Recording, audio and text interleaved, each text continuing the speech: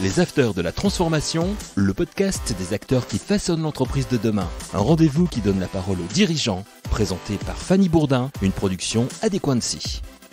Bonjour à toutes et à tous, c'est un nouveau numéro des Afters de la Transformation qui démarre avec une personnalité que nous sommes ravis de recevoir sur le plateau. Bonjour Marcel. Bonjour. Marcel Ragny, vous êtes le président de la société familiale Ragny, spécialiste dans l'éclairage durable et intelligent. Marcel, nous allons nous tutoyer parce que c'est plus simple. Peux-tu nous raconter déjà l'histoire familiale qui est incroyable, faite de rencontres fortes du groupe Ragny? Alors l'entreprise Ragny, c'est une entreprise familiale en effet qui existe depuis 96 ans. Mon grand-père a créé cette entreprise en 1927, c'était un petit ferronnier. Mon père a suivi en 1936 et puis mes frères sont arrivés fin des années 50, moi en 1971. Et puis mes enfants et mes nièces nous ont rejoints pour arriver en 2018. Mes nièces sont parties et mes fils ont continué l'aventure à mes côtés. Et maintenant, on peut dire qu'ils reprennent avec force et vigueur l'entreprise. Donc toi, tu as commencé, tu avais 14 ans. C'est ça. 14 ans dans le luminaire. Comment ça s'est passé? Ton papa, il était ferronnier d'art, je crois. C'est ça. Alors, c'était de la ferronnerie et on faisait un petit peu de luminaire pour les communes de l'arrière-pays, de niçois, du luminaire en fer forgé. Et après... D'où le joli accent. D'où le joli accent niçois. Enfin, je ne sais pas s'il est joli, mais en tout cas, il existe. Et ensuite, on a développé l'éclairage public en 1976 à la suite d'une rencontre avec une personne qui s'était trompée de route et qui avait atterri chez nous et qui cherchait un petit ferronnier pour fabriquer des luminaires spéciaux pour la ville de Toulouse. Comme il s'était trompé mais qu'il cherchait un ferronnier, je ne l'ai pas laissé partir et on a œuvré à ses côtés. On a fait cette première commande qui a déclenché derrière une success story puisque c'était un agent commercial qui travaillait chez un concurrent, qu'on a racheté d'ailleurs après, qui s'appelait Clarel. Et lors d'un séminaire, il a dit à ses copains, j'ai trouvé un petit ferronnier qui fait des beaux luminaires de style. Donc ils leur ont donné l'adresse et on s'est retrouvé avec un réseau d'agents commerciaux et l'aventure éclairage public a commencé. L'entreprise Ragny en chiffres, ça donne quoi? Alors l'entreprise Ragny en chiffres, c'est représenté dans à peu près 70 pays, c'est 175 personnes. Je pense qu'on va très vite atteindre les 200 puisqu'on est encore en croissance. C'est 62 millions de chiffres en 2022, avec une croissance de près de 50% cette année. Donc, c'est des beaux chiffres qui font plaisir. C'est des chiffres qui font plaisir, effectivement. Comment on en vient à faire de l'éclairage durable? Est-ce que l'entreprise a été poussée dans ce sens par les collectivités ou est-ce que vous êtes les précurseurs? Alors, l'éclairage durable, c'est un sujet bien sûr qui est porté par toutes les collectivités, mais qui a toujours été un petit peu le nerf de la guerre du professionnel de l'éclairage, toujours trouver des solutions beaucoup moins énergivores, beaucoup plus performantes, moins polluantes en termes de photométrie. Et donc, c'est être à l'écoute, s'entourer de personnes qui ont le savoir, de la technologie, avec l'électronique, avec des cellules voltaïques. Voilà, donc le rachat d'une filiale en 2015 qui s'appelle Novea Energy, qui a intégré le groupe en 2015 et qui est à Angers. Et donc, comme je suis un fervent défenseur de fabriquer en France, j'ai cherché de quoi me développer en France pour développer l'export. Tu nous parles d'une anecdote sur les LED, parce que je crois que c'est toi qui as quand même un peu poussé à ce que la LED se développe sur l'éclairage public, sur l'éclairage des collectivités. Dans tous les métiers, il faut toujours avoir un peu de culot. Et quand on m'avait présenté un luminaire LED qui valait une petite fortune à l'époque, et à l'époque, l'inventeur de ce bloc LED avait un petit peu tapé à toutes les portes et je crois qu'on a été les seuls à le croire. Et lors d'un salon national qui se déroulait à Lyon, j'avais exposé ce luminaire sur un stand et tout le monde rigolait parce que tout le monde me disait que la LED était faite pour les guirlandes lumineuses et pas pour l'éclairage. Ça suffirait pas. Que ça n'éclairerait jamais, que c'était pas assez puissant. Et c'est vrai qu'à l'époque, la puissance n'était pas terrible et l'économie n'était pas terrible non plus. Mais malgré tout, c'était une innovation et on s'était dit, tiens, pourquoi pas faire le buzz en exposant ça. Et j'avais eu quelques petits sourires de la part de certains confrères en me disant que c'était trop tôt, que ça marcherait pas. Et puis l'année d'après, on s'est aperçu que tout le monde s'était mis à la LED parce que la LED avait tellement évolué et donc on est allé dans ce sens et la transition énergétique fait le reste aujourd'hui. Évidemment. Aujourd'hui, est-ce que le marché national, justement, des points lumineux est déjà tout en LED ou pas? Non, pas du tout. Ouais, on en est à combien? Une vingtaine de pourcents. Donc ça fait quoi? Ça fait à peu près 11 millions de points lumineux C'est ça. qui sont aujourd'hui déjà en LED. Quand penses-tu que la totalité du réseau lumineux français sera remplacée? Ça dépend de l'énergie, puisque de l'énergie qui va être faite autour de ce sujet. Donc il y a une belle promotion autour de l'économie d'énergie, compte tenu que l'électricité coûte de plus en plus cher et que les communes ont besoin de faire des économies. Il faut savoir quand même que une quarantaine de pourcents de la facture énergétique dans les communes est affectée à l'éclairage public, intérieur et extérieur. Il n'y a pas que de l'extérieur. Et aujourd'hui, quand on sait qu'avec des équipements LED, avec une bonne gestion du luminaire et quelques produits dérivés comme la détection de présence ou l'extinction totale, mais que le luminaire se rallume au passage d'une personne, d'une voiture, on arrive à économiser jusqu'à 80%. L'amortissement se fait très rapidement. Quand on parle justement de points lumineux dans les communes, on voit bien que la sécurité est quand même est quand même un point essentiel. Parce que c'est vrai que les lumières, là, dans pas mal de communes de France, s'arrêtent très tôt le soir. Ben oui. Et est-ce que c'est pas un peu dangereux? Et tu parles à l'instant du fait que ça se rallume quand quelqu'un passe. Est-ce que c'est vers là qu'il faut aller? Moi, je pense, parce que l'éclairage public, il faut savoir que ça a été inventé par Louis XIV pour éclairer la ville de Paris, les rues sombres de la ville de Paris où c'était des coupes-gorges. Et donc, il a créé les premières lumières d'éclairage public. Si c'était vraiment pour la sécurité qu'il faisait ça. Aujourd'hui, on ne peut pas tout éteindre. Donc, il y a eu une période où les mairies, pour faire des économies, ils éteignaient la nuit parce que ça leur permettait de faire une économie substantielle, à peu près une vingtaine de pourcents sur la facture. Aujourd'hui, on arrive à 80% en changeant le luminaire et avec un amortissement très rapide. Donc, l'intérêt aujourd'hui, c'est d'inciter les mairies. Donc, il y a de nombreux accompagnements. Il y a le déblocage des fonds verts par l'État. Il y a des syndicats d'électrification qui sont aux côtés des mairies où elles adhèrent, qui leur permettent de pouvoir lancer des beaux projets et de remplacer toutes les lumières de leur ville. International maintenant, parce que tu es leader sur le marché, enfin pas toi, mais ton entreprise est leader sur le marché de l'éclairage durable à l'international, présent dans plus de 70 pays. Dans quel pays et quels sont les champs d'action? Pratiquement toute l'Europe, bien entendu, un petit peu le Moyen-Orient. On développe beaucoup l'Afrique. Parce que l'Afrique, il y a un potentiel qui est énorme pour le développement d'une entreprise. Ils ont besoin de développement durable autant que les autres. Qui ont besoin de développement durable, qui n'ont pas de réseau, qui n'ont pas de centrale atomique. Et donc, il faut leur trouver des solutions pour qu'ils puissent eux aussi vivre dans le confort que l'on peut avoir nous dans notre pays.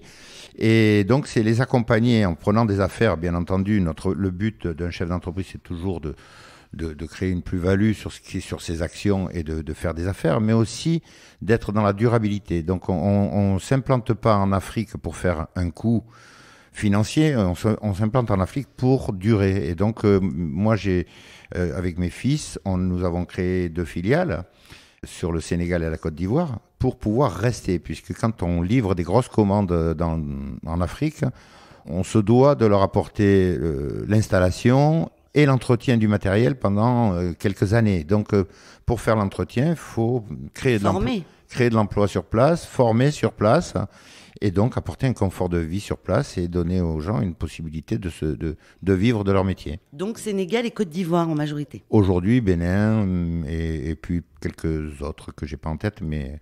Les engagements RSE du groupe, parce qu'alors ça, la RSE, tu y étais avant tout le monde aussi. Ouais, sans le savoir. Sans le savoir. Et je crois que ça te tient à cœur, que c'est quelque chose qui est très très important pour l'entreprise Rani. Est-ce que tu peux nous en parler? La RSE, c'est avant tout l'humain. L'humain dans une entreprise, c'est primordial. Moi, j'ai toujours, en commençant très tôt dans ma vie professionnelle, j'étais au milieu des ouvriers et donc j'étais avec eux et je savais quelles étaient leurs souffrances puisque j'avais les mêmes. Donc, à un moment donné, on réfléchit toujours un petit peu à comment on peut faire pour améliorer les conditions. Et puis, plus on prend de la responsabilité au sein de l'entreprise, on met en application et on est soutenu par le personnel et on est soutenu aussi par ma direction qui n'était autre que mes frères, mais en tout cas, ils trouvaient que les idées n'étaient pas mauvaises. Et donc, on a toujours évolué. Ils avaient aussi beaucoup de bienveillance. C'est peut-être notre recette familiale qui a fait beaucoup d'effets aussi. Donc on a toujours été sur l'humain, bien entendu, et puis le développement durable, parce que le développement durable, c'est le tri des déchets, et donc j'ai commencé à faire du tri des déchets très tôt, par un souci d'économie, donc de gestion. Hein. C'était plus pécunier au début qu'une véritable volonté, mais en tout cas, quand la tonne de déchets a tellement augmenté parce que les décharges ouvertes, elles étaient fermées justement, et il fallait transporter tous nos déchets à Marseille et le coût a triplé.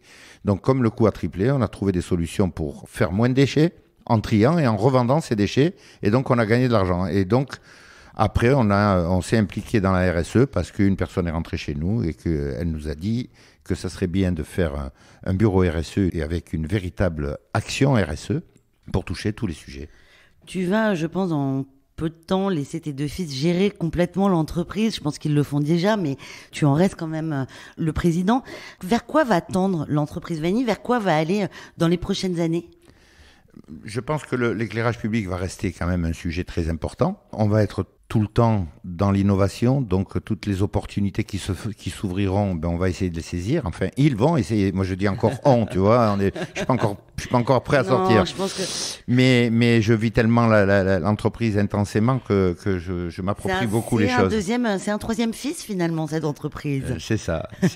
Ouais, ça a été ma passion toute ma vie et donc ils vont continuer à faire de l'innovation et puis surtout ne plus réfléchir à uniquement la production pure et simple d'un produit, mais avec un accompagnement. Donc on a créé une petite filiale de services pour justement déployer sur le terrain où l'on vend nos produits un accompagnement aux mairies, aux clients, pour pouvoir faire le mieux possible, créer la gestion des flux, qui soit de l'éclairage, de l'électricité, mais aussi des déchets, de l'eau et ainsi de suite.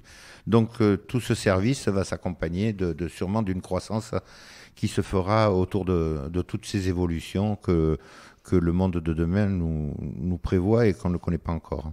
Alors Marcel, tu es également très engagé dans diverses autres fonctions. Je ne sais pas où tu trouves le temps, mais tu le trouves. Tu es le président de l'UIMM Côte d'Azur qui représente les industries technologiques. Quel est le but de ce syndicat exactement ? Alors le but de ce syndicat, c'est de créer du lien entre le monde ouvrier, enfin entre le personnel et le monde patronal.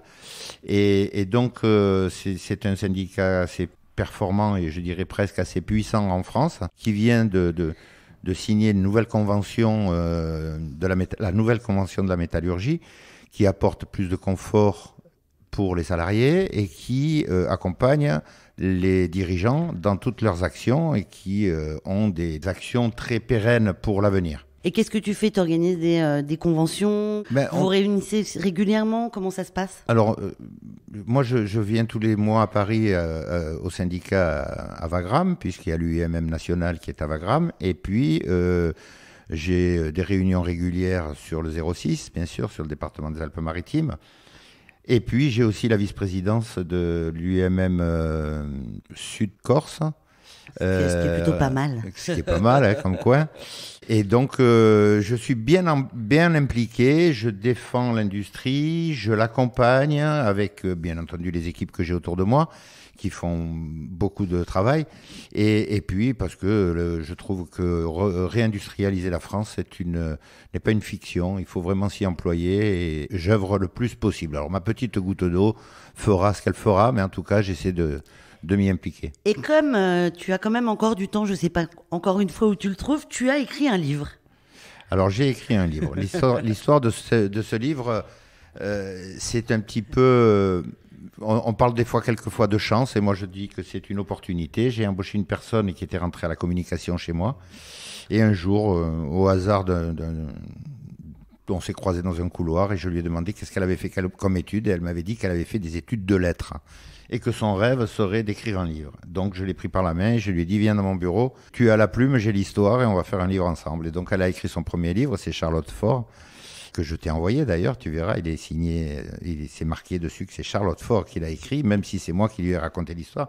Tu n'as pas pris un nègre, on est bien d'accord. Je n'ai pas pris un nègre, non, je n'ai pas pris un nègre parce que le but c'était de raconter l'histoire de l'entreprise, parce que je trouve que 90 ans, c'était pour les 90 ans, et 90 ans d'une vie d'une entreprise, ça se raconte. Je suis bien d'accord avec toi.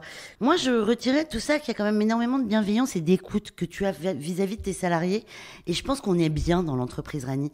Tes salariés restent combien de temps et quel âge ont-ils ? Alors, j'ai une moyenne d'âge de 39 ans, et une moyenne d'ancienneté de 14. Malgré tout, malgré toutes les jeunes personnes qu'on vient de faire rentrer. Donc ça veut dire qu'il y a des gens qui ont 30 ou 40 ans de boîte, et j'ai même mis des copains qui avaient commencé avec moi à la retraite, et donc c'est juste incroyable. Le dernier que j'ai mis à la retraite, malheureusement, je l'ai mis il y a 5 ans à la retraite, il est décédé cette année, mais il avait 49 ans d'entreprise. Donc toi tu y crois, on peut travailler avec ses amis?